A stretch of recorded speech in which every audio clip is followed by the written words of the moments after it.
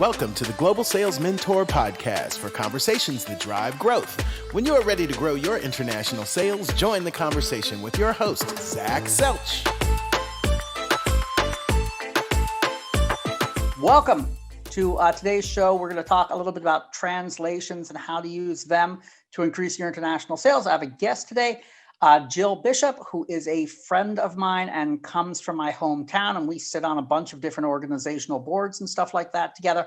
And she runs an organization that deals with translations. And we're going to talk today a little bit about how you can use correct translations to increase your international sales. So welcome, Jill. Do you want to talk a little bit about who you are and what you do? Absolutely. Thank you for having me. So I'm Jill Bishop. I'm founder and CEO of Multilingual Connections. I started the business 15 years ago in my Logan Square basement. Never expected to be doing what I'm doing, but what else does a PhD in linguistic anthropologist and former language and culture consultant for Chipotle do when she's looking for something a little different, but very similar. So it's been a really interesting 15 years. Originally, we focused on providing job-specific English and Spanish training for the workplace. And then we started doing translations, and then lots and lots of pivots in prior years. But for the last 5 or 6 years, we've focused exclusively on translation services. So that could be document and website translation, audio and video transcription, voiceover and subtitling, and we work in about 75 different languages. Fantastic. Great. And so I've used your services before, and that's how one of the ways I know you from.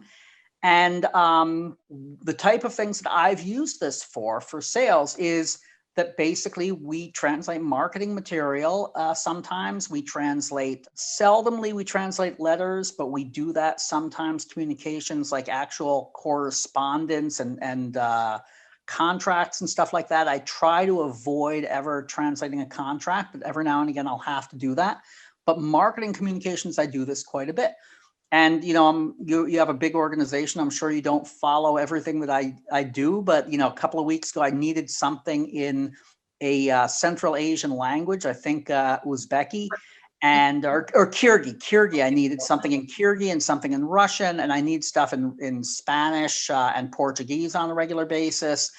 And it's very helpful. And I was telling Jill a little while ago that somebody was talking about translating using Google Translate to translate all of their material. And I said, you can't do that. That is just a disaster, right? And people do that, but you never know what kind of mistakes you're going to have. So talk a little bit, please, if you could, about some of the services you offer and what people, and I know you do a lot of stuff, and what I do is really a very small part of it. This sort of export selling is a small part of what you do, but maybe you could talk a little bit about the type of things you do for people like me who are trying to sell and market American products internationally.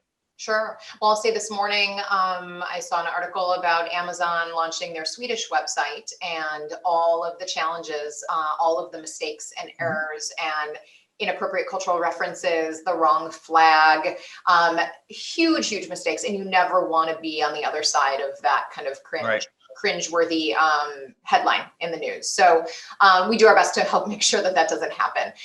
So we work across industries. So we do a lot of support for those that are looking to sell internationally. We also do academic and government work. We do legal work and law enforcement, everything from jail phone calls and wiretaps. Right. We work with nonprofits and universities and elementary and high school. So really all across the board. But your point about Google Translate is an important one. And I'll say that machine translation is getting increasingly sophisticated and mind-bogglingly good in some languages for some content in some cases. And I use it all the time for informal purposes. And I think it's a great way to be able to evaluate lots of content when you need just kind of a quick high-level overview, get some sense of what's what, and then be able to then focus in and say, this segment I need to really know, or I really need a professional. There's a lot of ways that Google Translate or machine translation in general can be really helpful, but the challenge is you don't know what you don't know. And so it could read perfectly, but it could be wrong. And we talk a lot about nuance, and sometimes nuance doesn't matter, but sometimes it makes all the difference. And so our goal at Multilingual Connections is to help you create meaningful connections. And that means understanding, engaging, expanding your global markets. And if you're missing out on that connection and that nuance that's going to make the difference in your sale and in creating a relationship and trust, you're missing the boat. And so that's where you really need humans. It doesn't mean that you can't use machine translation also, but you can't skip the human part of it. Right.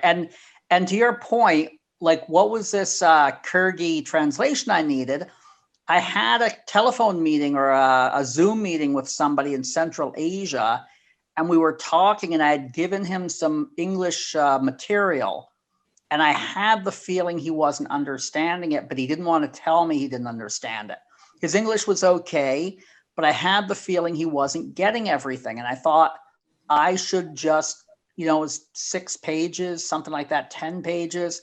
I translated it and I sent it to him. And then the next time I spoke to him, he was much more comfortable because he had understood everything, right? And that's the type of thing. So again, I don't translate, I deal with people right now who speak maybe 40 or 50 languages. I don't translate everything. Most of the people I'm doing business with speak English.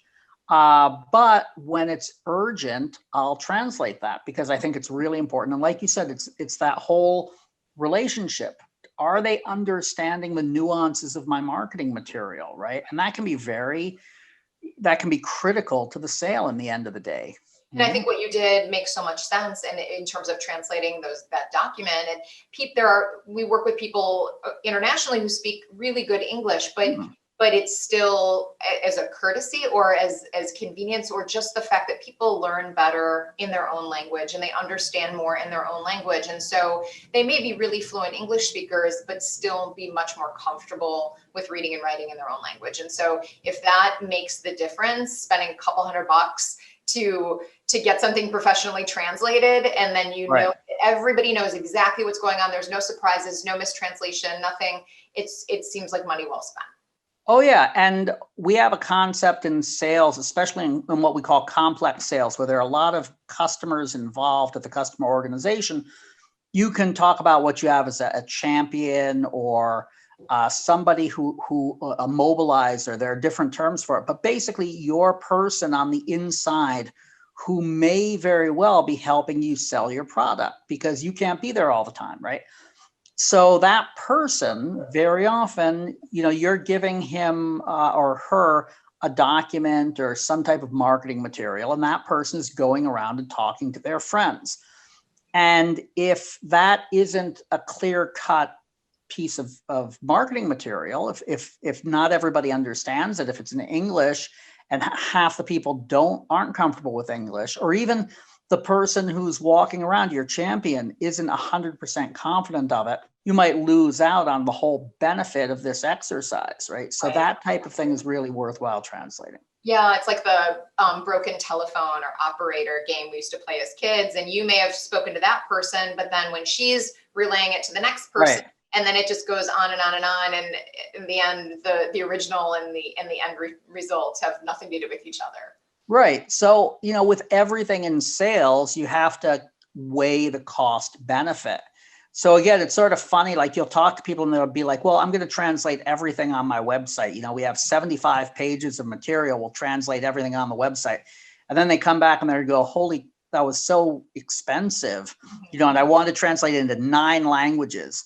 And then they come back and they say, no, we're not doing anything.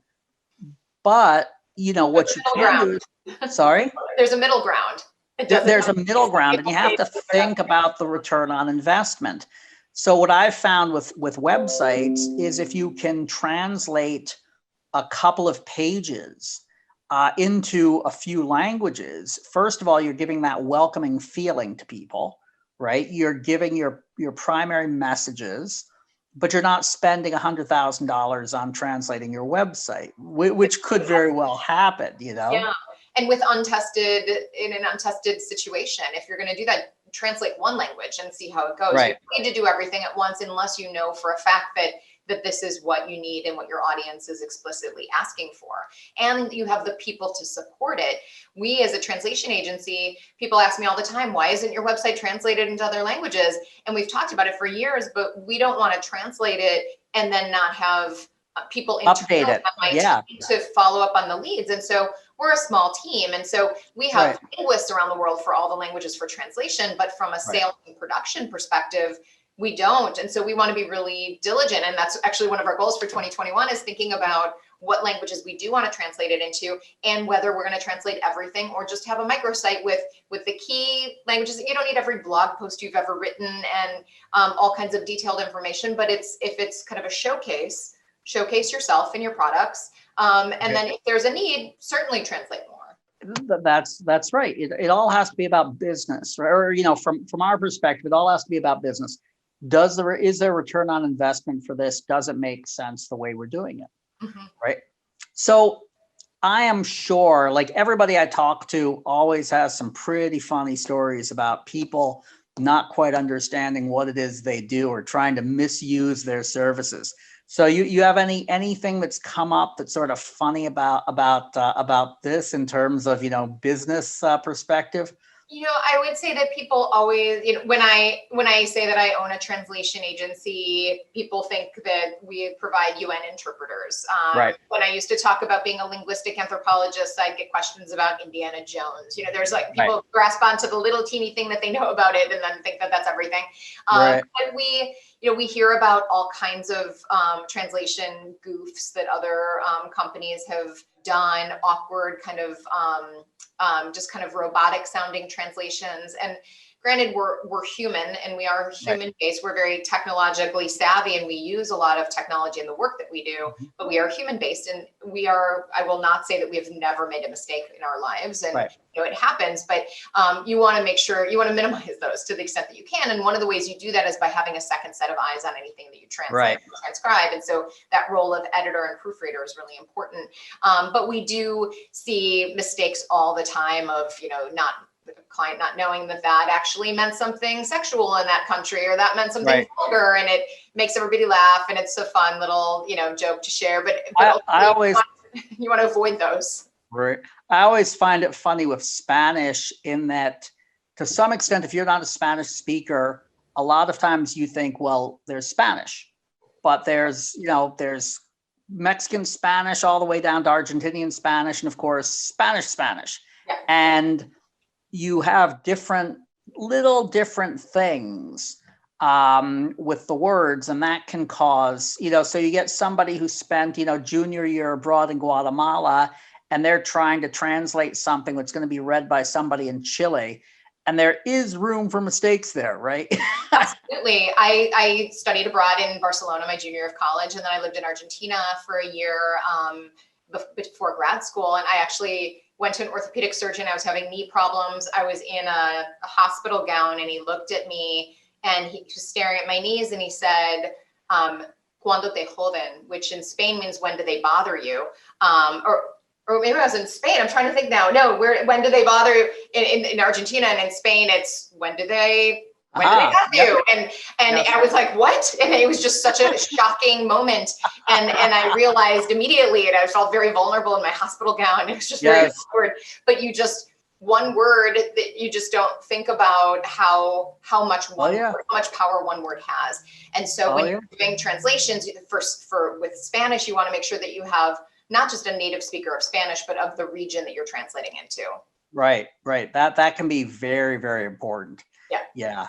And you have a similar thing. The only other language I can think of that's like that really is Arabic. Although I guess you can deal with the dialects of China, but they're really, dialects as opposed to accents and, localized. But the same thing with Arabic is you get Arabic from all the way from, Senegal all the way to to the Persian Gulf, and there can be big differences in some of the words and some of the grammar. And even with English too, between the UK and the US, there's a lot of slang that doesn't translate, or just think you're being very straightforward in the with US English, and it means something very different. And so you don't always know until you know. There you go. until they're pointing them out. There you go. And it's funny what you said about interpretation. So as you know, my wife is an interpreter, and it took a long time for me to stop talking about her translations at work. You know, she'd look at me and she'd go, "I'm an interpreter. Stop saying translating. It's different." You know, like, yes, I should know that. Yes, I should know that. So yeah, sometimes people bundle those things together. Sure. And because we do audio transcription too, then people think we're translation is transcription, or interpretation. You know, it's all different directions. And so we just have to make sure that we're all on the same page and really clarify what the need is so that we can provide the right service. You know, of course, make sure that everybody knows what they need, and you can give them what they're asking for, or give them what they need and not necessarily what they're asking for if they don't know how to ask for it. You know, that's actually pretty right. And I think, again, going back to the cost effectiveness of this is a type of thing where we can lead somebody into the right direction where they might, I really think people overestimate how much they need translated. And very often, you know, basically by translating the right stuff, you know, if you put together a few pages of good marketing material and you translate that into a number of languages, depending on how many places you're going, that really covers you. You don't need necessarily to be able to show that you have it in every West African language or that kind of thing. Now, of course, you know what? I didn't even touch on this. You're probably dealing with a lot of the legal requirements of the EU now, because when somebody wants to sell something into the EU now, they have to make user manuals available in every language of the that it's going to be sold. So that becomes a huge project, I guess. Right. And then it's a matter of, you know, really determining how to budget, how to make those decisions. And professional translation can be expensive, and it is what it is, but it's a skill. It's not just looking at your coworker who has a last name that would indicate that they're a speaker of a particular language and saying, "Hey, can you translate that?" In the same way that you wouldn't just ask anybody at your company to write your marketing content and create your voice and brand guidelines. You know, just because you speak English doesn't mean that you can do a great job on that. So you want to make sure that they've got the skills and that they're good writers, that they can accurately represent your brand and your voice, and they can do accurate and nuanced translations. And then you want that second set of eyes in most cases. That being said, when budgets are tight, you can get creative. And so sometimes if it's a choice of doing no translation, or doing one professional translator and no editor, then that's a decision you can make. Or if you have a lot of content, you can do machine translation with a post editor, a human post editor, if the content is right. But it really depends. But that's where having a partner that you can trust, where you can sit down and talk about your business goals and help them understand what ultimately you need. And then, okay, let's work backwards and let's see what we can come up with. And if this doesn't work, this is the gold standard, but maybe there's no budget for the gold standard. So let's not just throw it out. Let's come up with something different that will work. Right. And that's one of the big themes that I talk about with everybody is you want to have good relationships with your vendors. You want to figure out what you're going to need and what you're going to need on over and over again, right? And I find, you know, I've been doing business with you for at least 10 years. Yeah, it's been a while. Yeah. And basically you want to make sure that you know somebody you can reach out to for this. And if you have that relationship, they're going to trust you. You're going to trust them. They're going to lead you in the right direction, right? If you're reaching out to somebody and they know this is a one-time job and they're going to try and get whatever money they can out of you possibly, right? So having a good relationship with somebody who does translations that you can trust is really a key part of this, because eventually, if you are selling internationally and you're not just selling in the UK and Australia, you're going to have to translate something at one point or another, right? So you should have the right person to do it, right? And if you have the luxury setting up that relationship even before you have the needs, even better. And we have situations where we get a phone call or an email of, here's a document, I've never worked with you before, I need it by tomorrow. And we'll do that. We're happy to do that. Right. If we have the luxury to sit down before there's even a specific project and timeline, and we can talk about it and we can figure out what the best workflow is and how can we make it faster, easier, more efficient for you from the get-go, so then maybe you can work on creating the content in a way that's going to be the easiest and most affordable to be done. Right. So there, you can make those decisions from in the beginning that will save you money, as opposed to just doing all the work and then coming to the agency and saying, okay, can you do this? And then there's this long list of things. Oh, I wish I had done this. I wish I had done this. Right. Right. And going back to what I said about the EU, one thing that I've done in the past with instruction manuals is do 80% of the material with graphics. So it's sort of like a comic book. And then what you're basically doing is you're limiting the number of words. And that way, because if you're going to have to translate it into 17 languages, you want to keep the verbiage as small as possible if you can, right? Yeah. So if you plan that out strategically, you can save yourself a fortune and have a very good product that way, and not, there are people who don't go into the EU because of that linguistic issue, right? Because they don't see how they can get around it. They can't afford to deal with it. And it's a shame to walk away from a market because of a reason that you can solve with the right vendor, right? Right. And your point about having graphics, who as a user doesn't prefer to have graphics over a long, rambling paragraph? And, if you can make it more simple, your users are going to appreciate that as well. And that goes back to having the best written original to start with. And so have graphics if you can, have it less text heavy if you can. Shorter bullet points, make sure you're not using sports metaphors and, humor that might not translate. And, there's translation, and then there's what's called transcreation, which is creating something new when there's no equivalent. So like the Netflix show Orange is the New Black. You could translate that literally, but it's not going to mean anything. In that case, you have to transcreate it. And so if you can be more, and sometimes your marketing content is going to require transcreation, and that's going to be ultimately what you're going to want to do, but you want to make that decision intentionally, and not because your content is so nuanced and culturally specific when it doesn't need to be. And then it has to be kind of dismantled and then recreated. Yeah, I once saw a sales playbook that was built like a baseball playbook, and it used all this baseball terminology. And I said, okay, we really just have to get rid of this. Like there's nothing we can do with this, because like even just trying to change it to a soccer or a football thing, I was like, it's going down a path that is eventually going to be a problem. We just have to start over, right? Right. That's what happens. And then for those that don't follow sports and can't understand those, even in their own language, it's going to be over in my head personally. But certainly as you're trying to convey that into multiple languages, it's just be straightforward. It's going to pay off tremendously. Right, exactly. Well, Jill, thank you very much. Why don't I give you a second to give a little pitch about your company and who you are and how people can find you. Absolutely. And I'll just say, like I've said before, this the genesis of this podcast episode really came. We were talking together on a forum, and I said, "Yeah, I'm a customer." Oh, actually, no, I'm sorry. It was one of your employees, but I said, "Oh, I'm a customer of Multilingual Connections, and I can highly recommend them." So again, I'm going to say I'm a customer, and I can highly recommend them. If you need somebody to do this kind of work, this is a company you should reach out to. So sorry, Jill, why don't you just give a little pitch? Yeah, thank you. Thank you for having me, and thank you for that endorsement. It means a lot, truly.